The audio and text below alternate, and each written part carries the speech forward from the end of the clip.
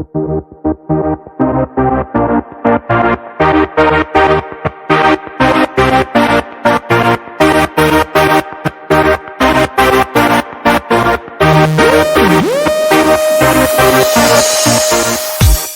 right.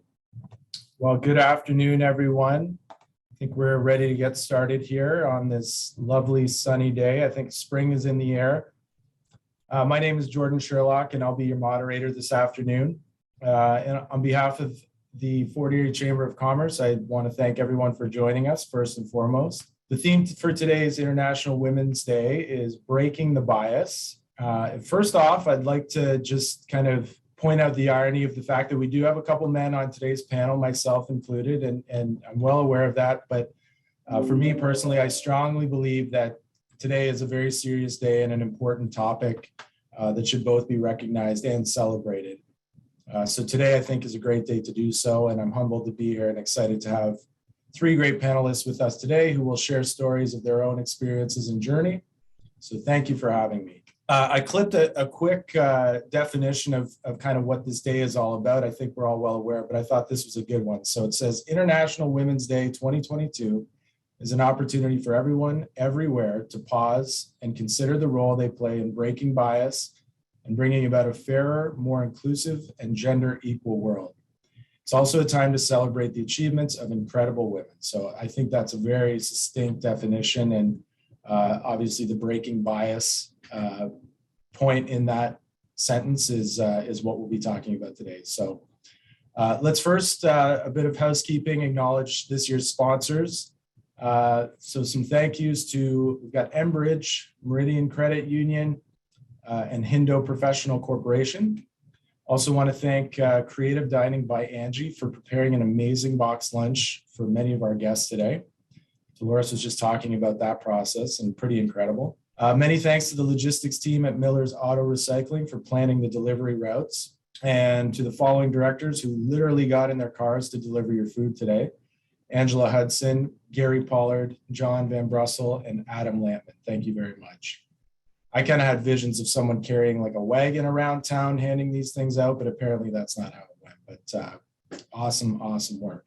So hopefully everyone's enjoyed their lunch, had a chance to pick away at that, and now we're ready to hear from our guests today.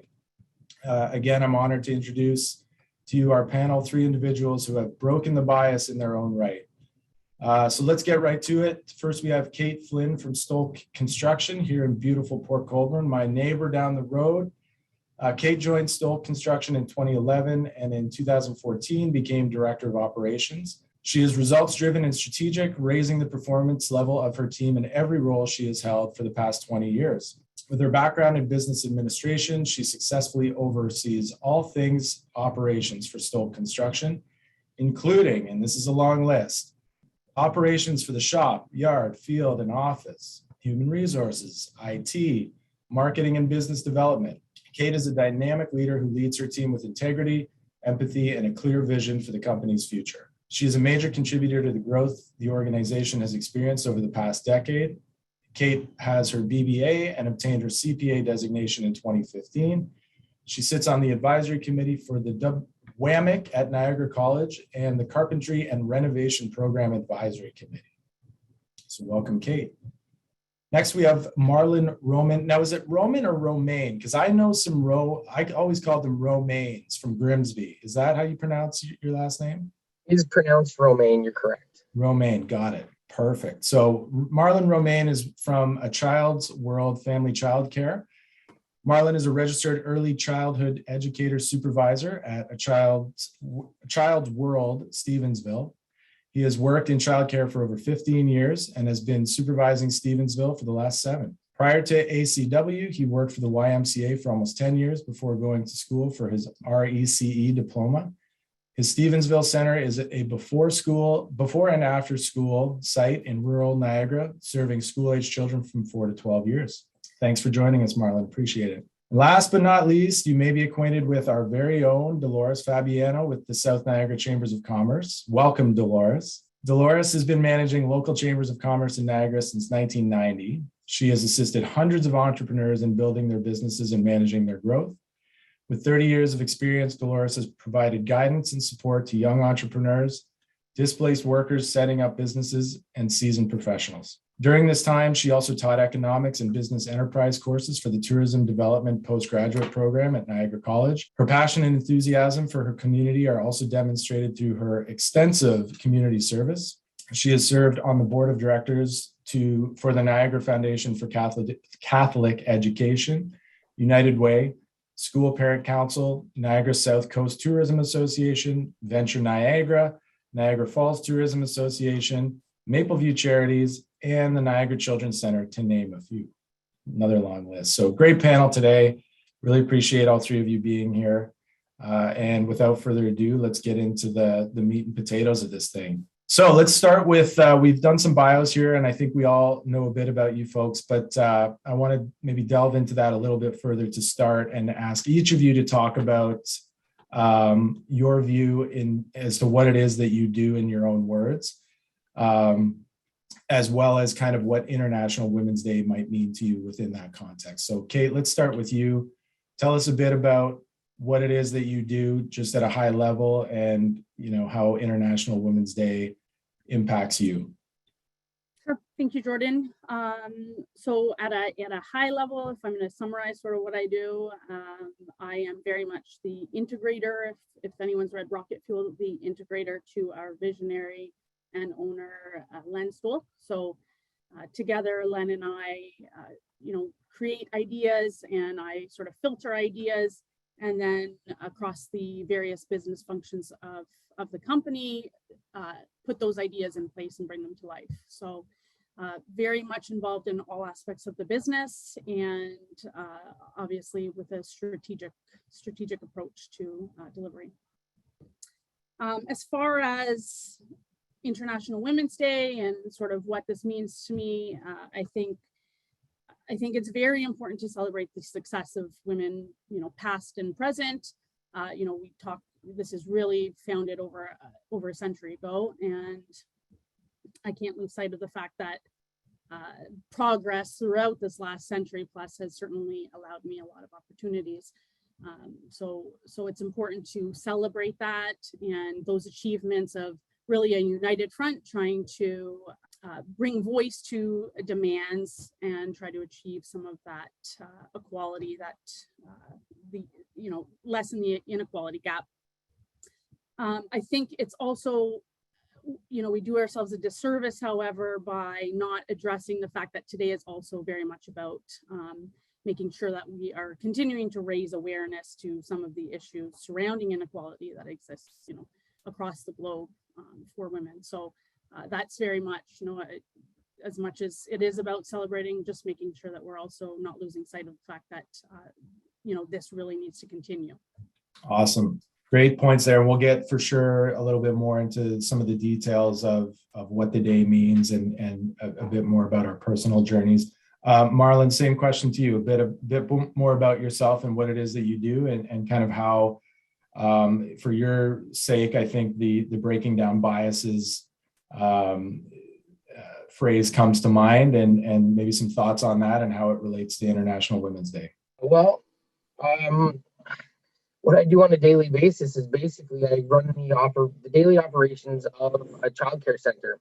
Everything from registering children, dealing with their parents, caregiving for those children every day. Right now, I also do work with toddlers in the morning, so I'm supporting very young children, as well as the older kids after school.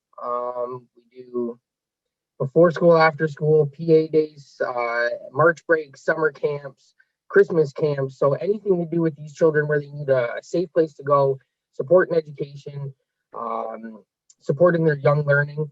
That's what we do on a daily basis here. I'm part of a team. I can't do this without the support of my coworkers, my company, and colleagues. So it's not just me doing this job on my own. It's a team effort that makes this possible and benefits the community. For Women's Day is important to me in that it should be celebrated that women are an extremely important part of our children's future from the very beginning. I don't think they're recognized enough as how important they are to the community, children, and the growing community as a whole from the very beginning. These kids come to us and need support in various aspects of their life, and we provide that as best we can from the very beginning.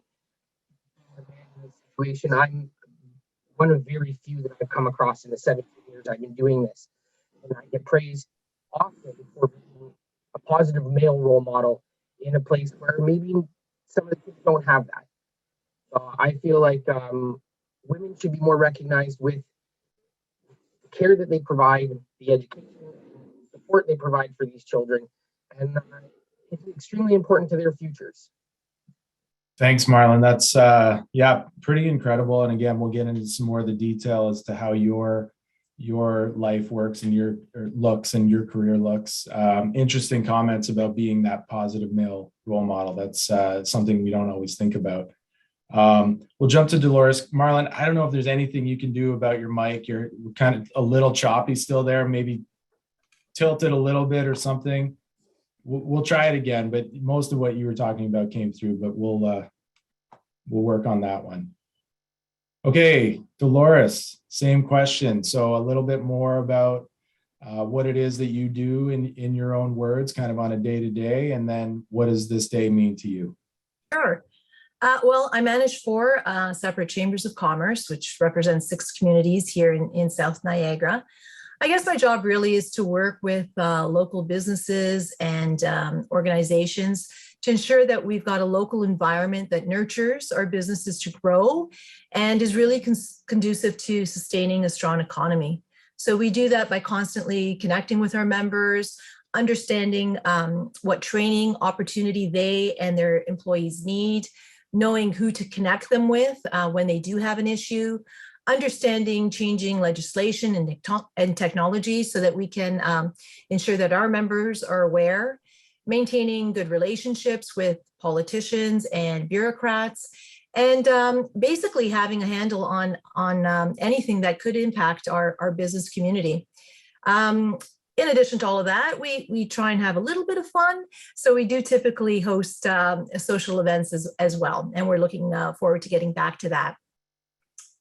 This year's International Women's Day theme, Breaking the Bias, that really resonates with me because when I first started with the chamber, I was a female in a male-dominated industry, but I was also very young.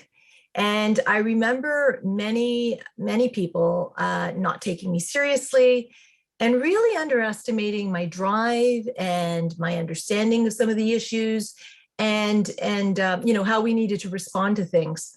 I'm sure that there were a lot of people who, you know, thought, who is this girl and what does she know? But I worked really hard to understand what was going on. I spent a lot of time going out and personally meeting not only with local dignitaries and business leaders, but just with regular business people and trying to figure out what it was that they needed. So I really feel that developing that foundation early on in my career has contributed to my growth in the chamber world. And I think the most important thing to remember, you know, in this crazy world of ours, is that regardless of age or gender, regardless of the job you do or the industry that you're in, you really have to earn your street cred. And you only do that by working hard and going above and beyond. And I think, you know, 30 years ago, as a woman in the world of business, I had to work even harder to earn that respect. But I do think that things have changed for the better. That's good. You segued right into my next question about kind of sharing some of the things that you experienced early on in your career, especially as you point out, kind of jumping into a male-dominated industry. So your sense is that things in 30 years, things are improving substantially from when you first came in at the beginning of your career? Oh, yeah. Yes, I think so. That's been my experience anyways. Yeah, no, that's awesome. You mentioned, you know, being kind of underestimated potentially, and I've seen that in the industry I'm in is primarily manufacturing and construction, and you know, traditionally very male dominated. We have a lot of females in our industry now, and I think that's something that I've seen is is kind of allowing more space for the opportunity to show your drive, show your ambition. Perhaps that wasn't there, that space to kind of make your voice heard, or step in or raise your hand. I think I've seen that a lot in my industry over the last 5 or 10 years, which is really cool. So that's interesting. Marlon, what about you? It's kind of the reverse there, but maybe share a couple stories if you have them on maybe earlier in your career, some of the things that you experienced as a man kind of coming into an industry that was probably dominated by women. Any stories there? Well, when I first started, actually, I was not the only man at the site that I began. There was a guy that had been there for a few years already, and he was working with toddlers, and it wasn't just women where I was. Also working for the YMCA early on, a lot of their camp counselors were men, and that's where I started. I started in camp and then went into childcare after a summer camp. So it wasn't primarily women, but the camp aspect of it was very shared. Coming into childcare after a few years, I was the only man within our company. Had a couple of supplies come in and out that were males, but nobody really stuck. It wasn't I don't think a lot of men felt it was a good fit for them. I still keep my recreation stuff. I ride motorcycles, I ride dirt bikes, I do all the man stuff. But I come to work and feel fulfilled every day working with these kids, seeing how they respond to my Marlon, can you maybe back up a little bit to where you were just in a sweet spot 10 seconds ago? How's that? Well, I'll try. I'll see what. There we go. That's better. Okay. So yeah, in the beginning it was a lot different, but coming as well at the beginning it was more men. There was a man there with me. However, after a little while, it was just me there. Parents are very supportive of having a male within my field. You don't get that positive male role model all the time, or the perspective of a male within caregiving. But it was a different aspect for me to look at. Coming from camp, it was more fun, less education and less structure. But I've grown within the field, the education has become more of a focus. Child development's more of a focus. So I feel like more men should be doing what I'm doing. They're just not looking at this as a profession necessarily. That's interesting. Yeah, I want to dig more into that, because I think we're going to see some similarities from maybe some of Kate and Dolores's experiences to that in a similar way, just kind of flip the other way. Let's go right back up to Kate. Any experiences that you're comfortable sharing from maybe your past or when you first started your career that were that were a result of you being a female working in a male-dominated industry? Sure. Thank you, Jordan. So I've been in male-dominated industry, really any sort of business, for the last 20 years, but entered the construction world 13 years ago. So I held a position as an account manager with a national tool manufacturer, global tool manufacturer. And that was really my first experience being on job sites every day. And that was really challenging in the sense that there were not a lot of females on these job sites. Certainly to Dolores's point, it was that off the hop, I felt like there was some, you were discredited. And so, you really had to work, I think, harder than some of my male counterparts to earn that respect.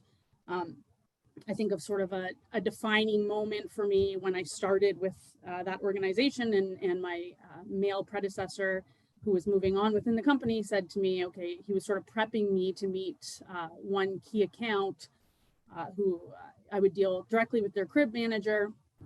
And when I walked in, this guy, and it was a tool crib. I mean, it was a warehouse, but there were lovely posters everywhere, and exactly what you would picture. And I walked in, and he just looked up and said, he said they hired a chick, and I thought, oh boy, but it was, in hindsight, I think in some of these situations, whether it was on job sites, I wish I had used my voice more, but really my directive there was then to work harder than anyone and to prove myself so that he couldn't question, what I could deliver. And in the end, that account became my second largest account, and we broke that boundary. But I certainly, I wish I had used my voice more as opposed to just having to work, twice as hard. But I do, to Dolores's point, I think we're in the same boat. I think construction has a world of room for growth, but I definitely think there's more presence than there was even 13 years ago on some of these job sites or within the organizations themselves. That's a great story, and it's actually that specific one I think is a good one that I've heard a lot of that type of stuff in my career. I'll kind of jump into my next line of questions here. Talking about challenges that you've experienced. Hey, what can you think of anything else? Like, obviously you've kind of overcome some of those initial challenges. You and Dolores have both referred to being maybe underestimated or discredited immediately before you've even kind of said a word. Other than hard work, what are some of the the tricks and tips and tools that you use to overcome that what's the phrase, judging a book by its cover? Was it just hard work? Was it speaking up more? What other kinds of things did you do to kind of jump over those barriers? I think for me, certainly it was hard work. And, I often think even as I then entered, joined Stolk, and certainly that was a world of difference.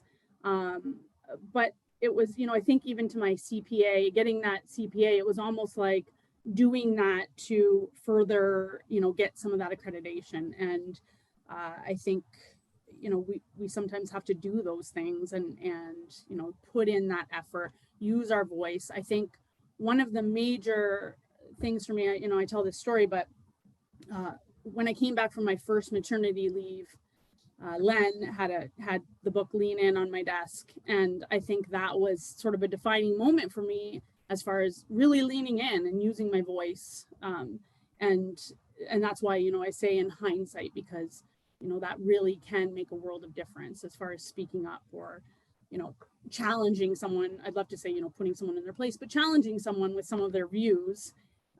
As far as, often I think it's a mindset, and it's a small mindset, and you really have to challenge that.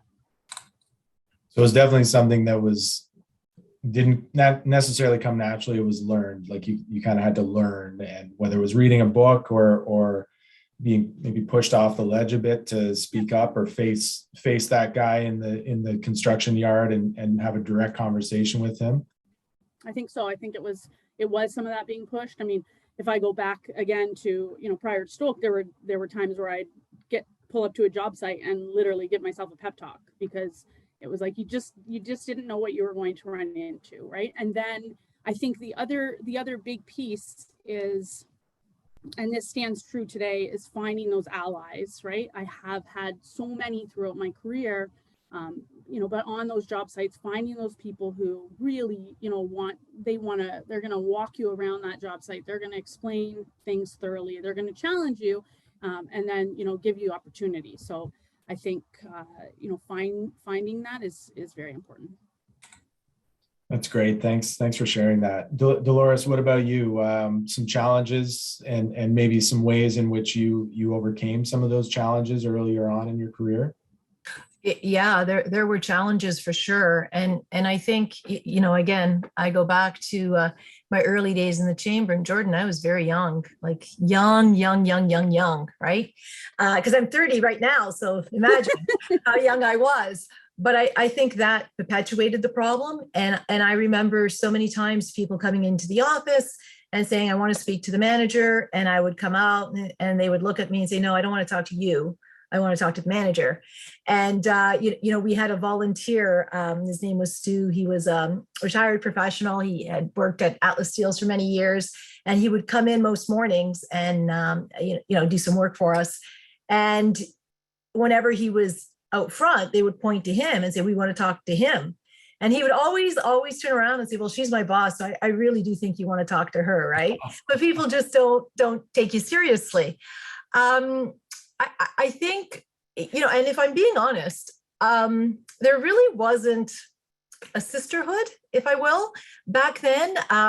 The few women that were in business weren't necessarily connected or supportive of each other, and that's changed a lot. But I think what really helped me, like Kate said, yeah, you had to work hard, you had to put in the time, you had to earn that street cred.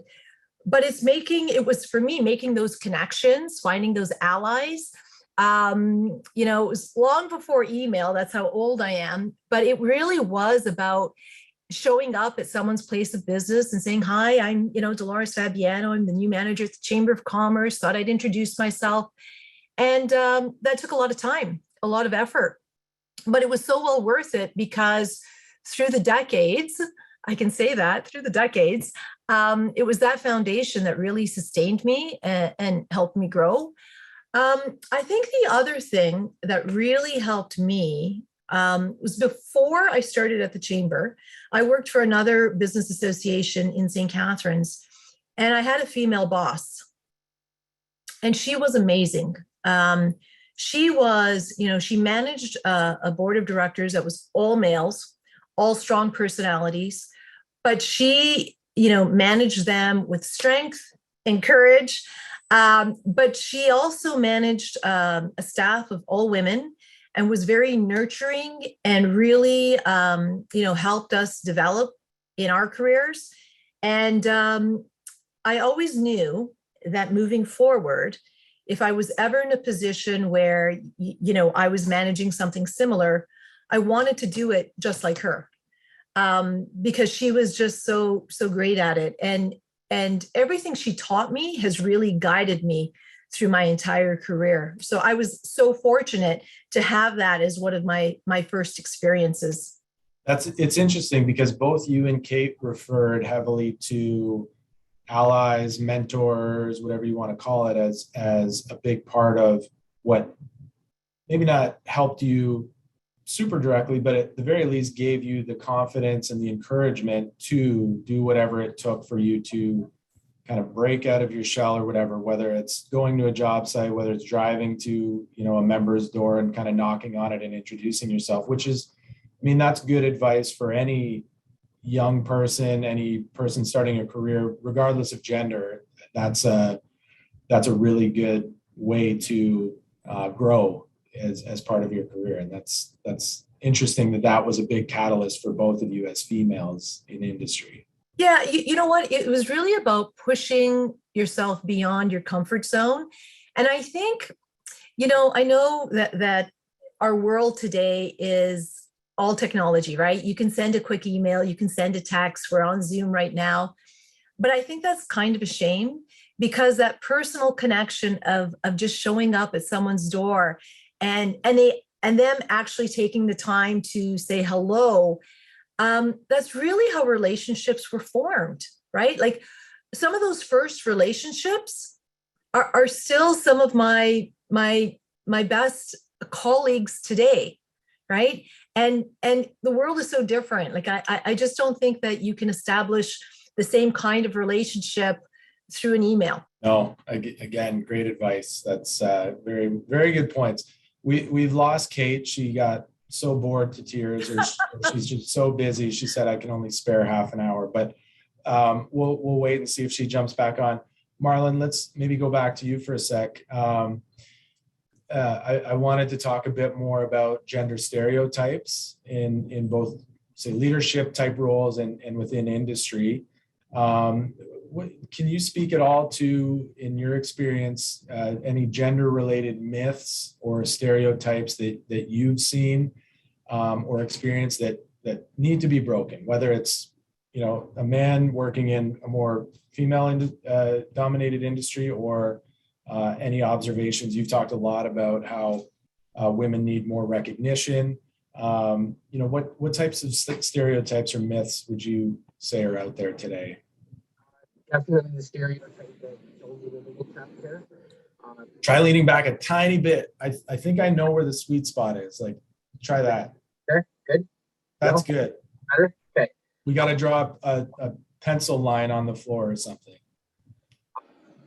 So the definite true stereotype is that women are predominantly in childcare. That's not a myth. That's a fact from personal experience. I think that more males need to be encouraged to follow this path. Young people, the children, they definitely need both influences in caregiving. It's not, especially in society now, where women work just as much as men do. There's not always just a mom at home taking care of the kids. It is dad as well, or it's just dad or just mom. So I think that within our field, more men need to be encouraged to pursue this as a viable career. However, one of the challenges being pay is a big challenge with this field. The ladies in the field are definitely not compensated as much as they should be for the responsibility they have for the future of society. We educate the children, and we support the children to grow as good humans. I think more males and more females be encouraged to pursue this, but the benefit has to be more than the moral benefit. And there needs to be some financial support that makes this a viable career for men, although as a breadwinner, where they don't necessarily look at this as a successful career. It's much better to see this, more males see it as a successful career rather than just something that the ladies do. That's one thing I found very, very one. A lot of women in the field and men are not necessarily encouraged from youth to pursue this. Once I've been in here, I've been supported by all the ladies with both of my companies extremely well. Everyone is extremely happy to see the male presence in childcare, supporting the family, supporting the kids. We get praise constantly from our family about having a man representing and nurture the children in a different way. We see things a little bit differently. I might be outside with the kids, exploring nature, getting dirty in the mud. Not every lady is wanting to do that. We have different views on how to approach a problem.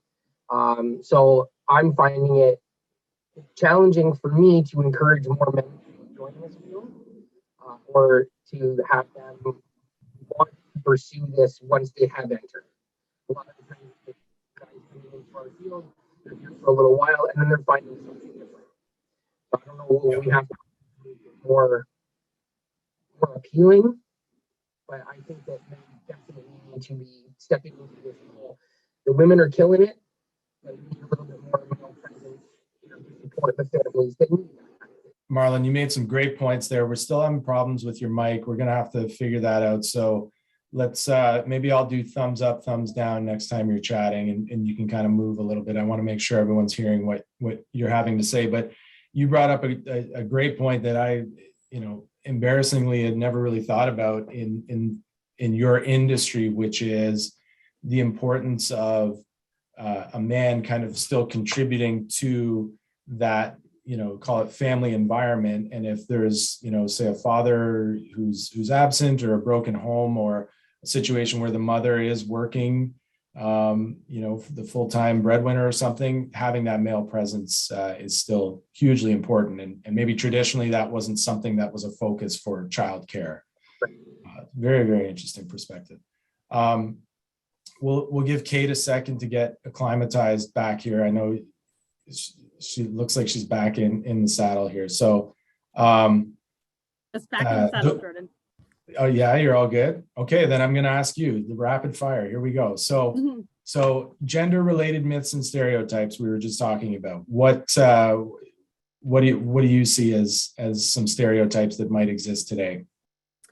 I think there's a few. I think there's sort of a bias or a stereotype that the picture of a leader, I think, is someone that is, this dominant or aggressive person, typically in the form of a male, right? And I think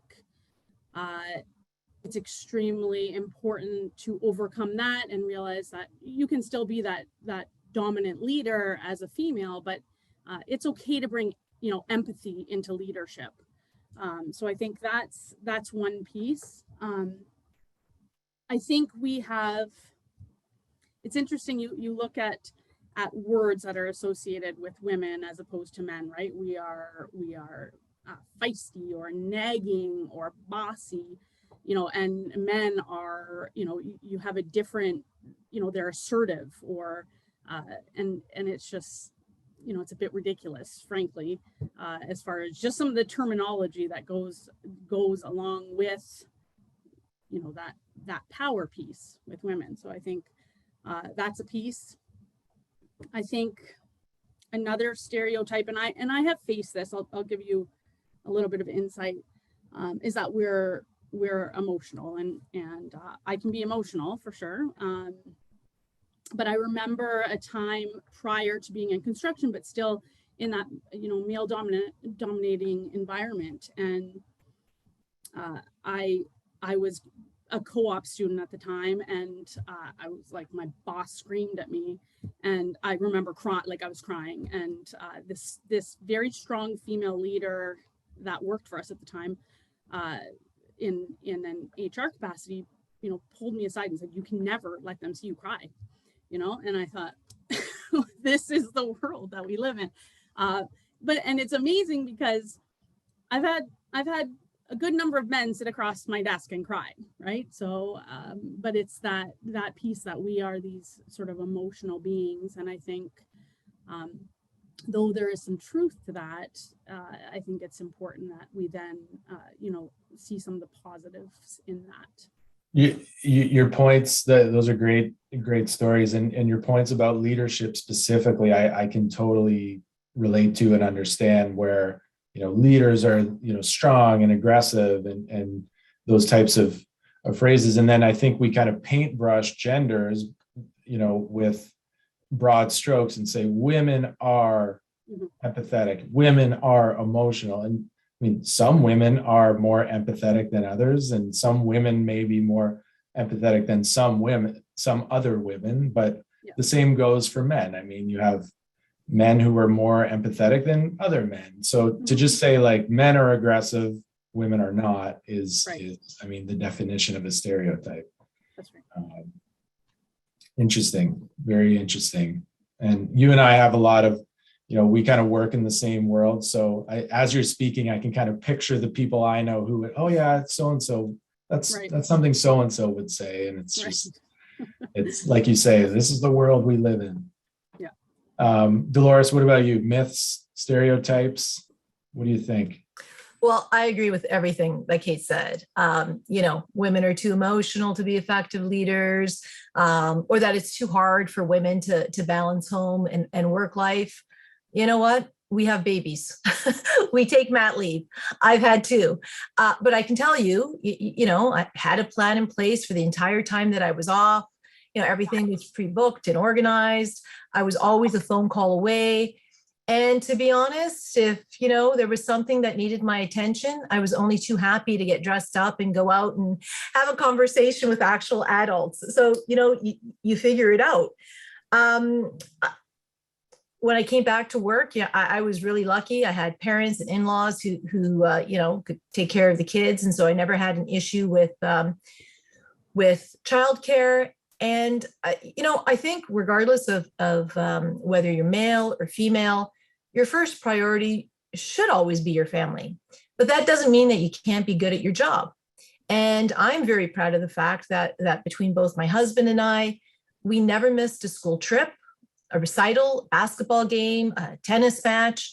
We were really committed to our daughters. But that also meant that, both of us, we would work late or we would work the weekend to make sure that we had everything in place so that we could manage that time off. I think a good leader is a good leader, and it can be done, and it can be done very well. Again, it just takes, effort and commitment.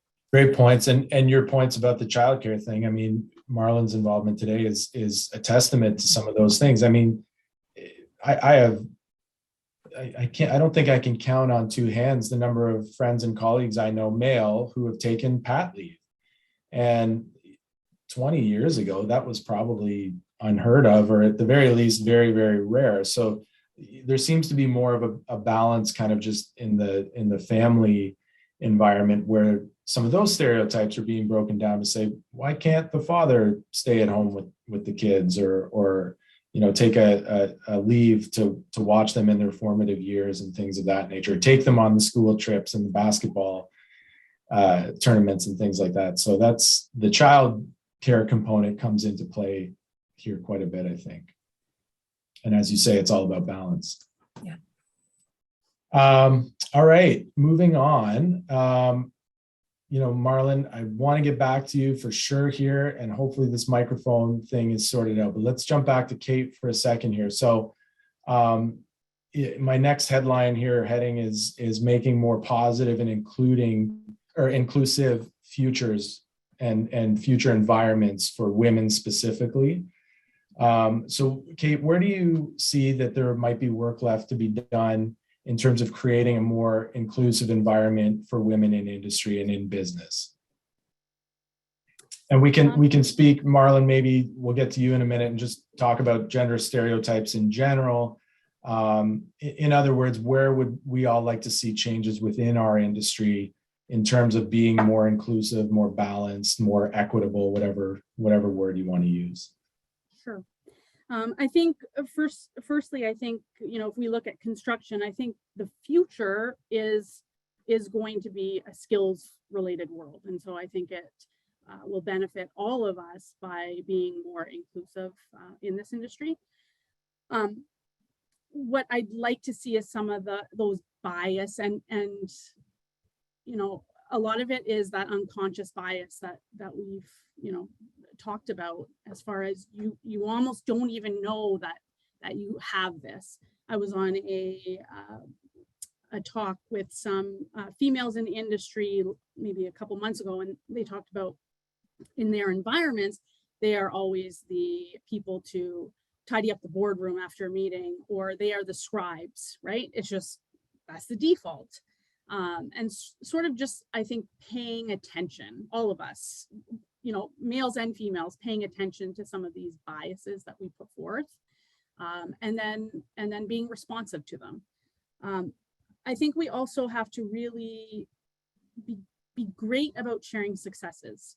So, I laughed at this because it really is the world we live in. We can share information so quickly, but last week I read about, it was on LinkedIn, but I read about the first female crane operator in Ireland. And, it was this whole to-do, but it was, we're hearing about that here. And I think we need to use that voice to recognize successes and to then make it more comfortable for females in this industry to, take a chance and to recognize that, there is opportunity, and it's really, to Dolores' point, it's about the effort that you're willing to put forth.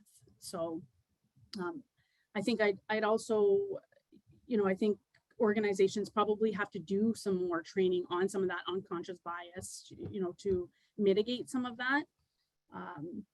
And I think it is easy, for me, I don't really face this anymore. I have a team of allies. I said to you guys, there's a boardroom, over there that's, folks watching this. And I think it's a pretty awesome place to be. But I think when we're in that position, we can't lose sight of the fact that that's not reality for everyone, right? And so, use our voice. I look at some of the, sure, I'd love to, mentor people going into this industry, but even some of that sponsorship that is, really something that I think is more beneficial now, as far as really having an advocate for you and making sure that I've had that in my career, and then, giving that back. Awesome. Thank you. Marlon, let's give that technology a shot here. So what about you? Work to be done to make environments and industry more inclusive, whether it's something you observe with respecting respectful to women, or just gender biases in general? Well, first, this industry, I think, needs to be recognized as more important than what it is currently. Um, a lot of people view childcare as just glorified babysitting. And this is much more than glorified babysitting. We do professional developments all the time. We're constantly learning how the children learn, best ways for children to receive information, how we can build on their current knowledge and explore that. It's not, we're not just watching kids as they play. We're encouraging their development, and it's not recognized enough in society as that we're seen often as just babysitters, which is completely untrue. And that these women in our field are educated. They are smart. They are not just watching your children. They're helping them develop into prosperous humans. Like these are the little guys that are going to be the next future generations. And the women in our field are molding those little minds. And I don't think they get recognized for that. They're just seen as babysitters, which is not the case. As far as males in this field, I believe they need to be promoted more and encouraged more that men are needed here. It needs to be more diverse. To bring different aspects to the table and different knowledge and different views and ways to encourage the kids.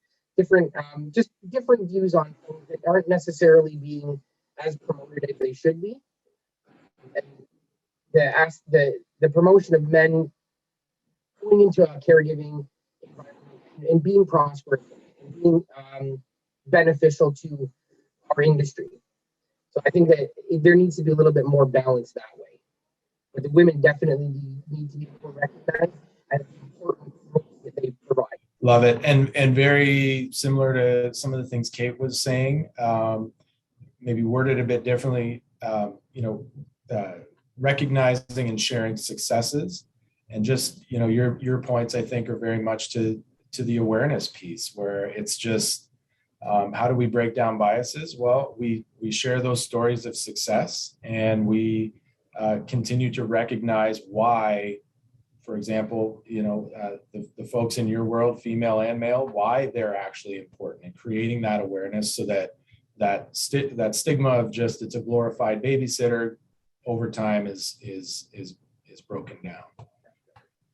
Very interesting. Dolores, back to you for work to be done in your world or your observations. You work with a lot of members, obviously, from all kinds of different industries. So what do you see as the most important work that has yet to be done? Yeah, well, I think we should point out that we have come a long way, for sure.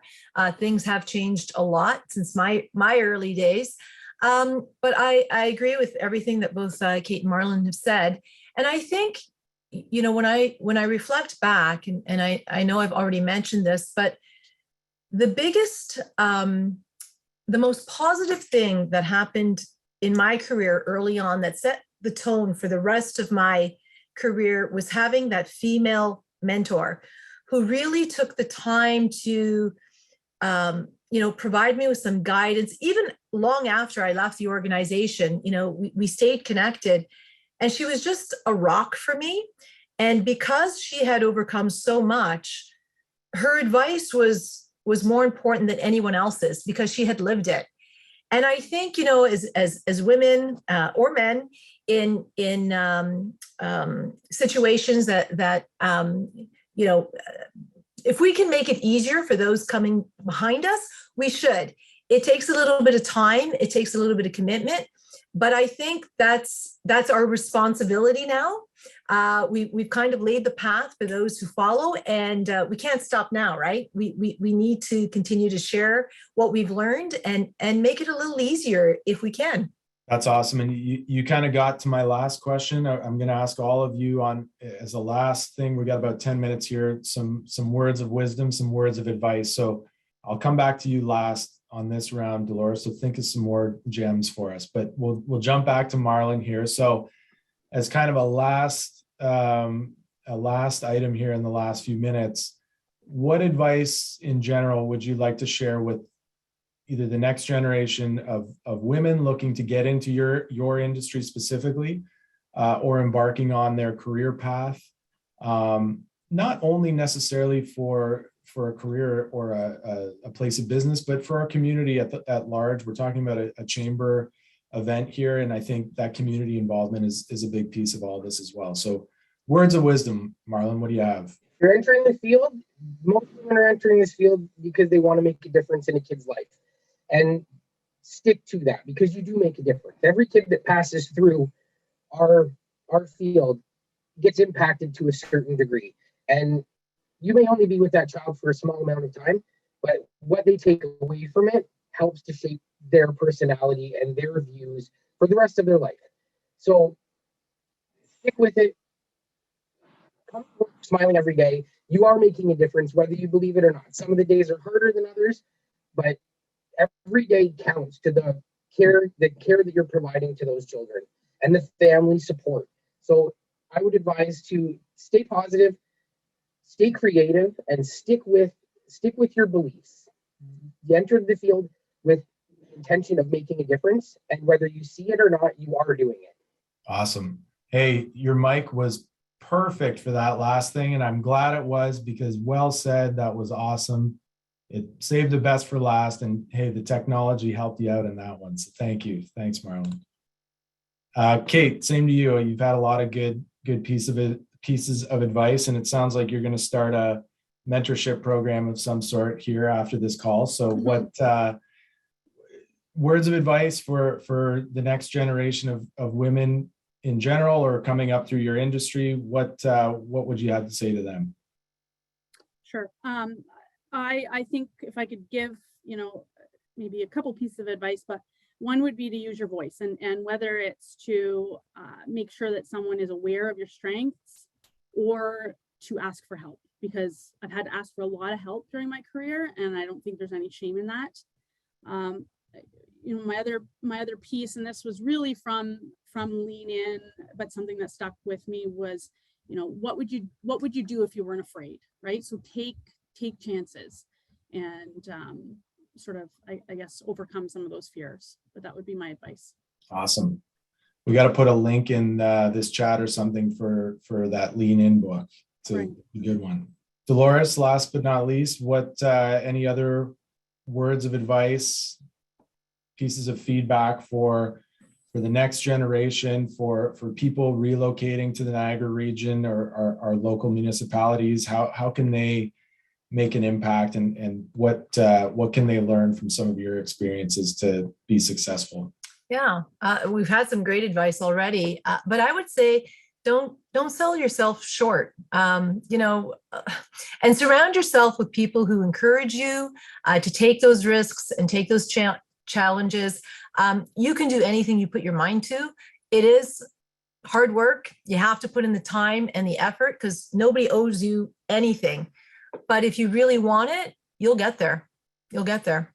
Well said. Yeah. And some couple comments coming in, appreciative. I don't know if we've got a couple minutes left before we close out here. I don't know, Dolores, if anyone had any questions, comments really quickly to throw in, or if any of our panelists had any kind of final remarks, cascading feedback or anything of that nature, we can tackle those.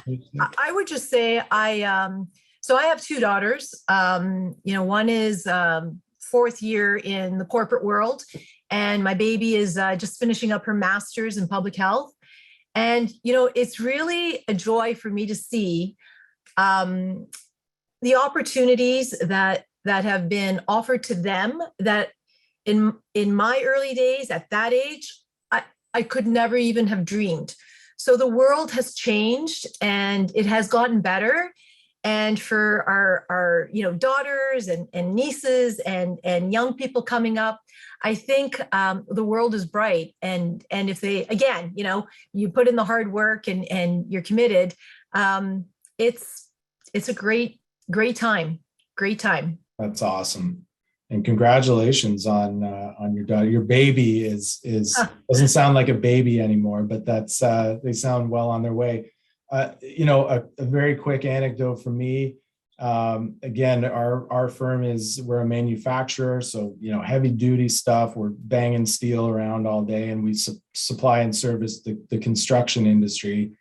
And I was just kind of chatting this morning with some folks in the office, and without really being conscious of it, I mean, we weren't setting out to meet any quotas or anything, but I've been with the company for 15 years. And when I started, there was one woman working here, which represented maybe 5% of total workforce. And today we have 12 women, and that represents just around a third. So, 15 years is a long time in many ways, but in other ways, it's a blink of an eye. And for, in an industry such as ours, it's pretty incredible when I think back to that one lady in the office to, a company full of women. It's pretty awesome. That's fantastic. Pretty cool. Yeah. All right. Well, thank you so much, Kate, Marlon, Dolores, for sharing your experiences today. We thank everybody who joined today. We're right around 40 attendees, which is awesome. Hope everyone had a good lunch and joining us in celebrating International Women's Day. And again, many thanks to our sponsors, Enbridge, Meridian Credit Union, and Hindo Professional Corporation. Have a wonderful day, everyone. Thanks so much.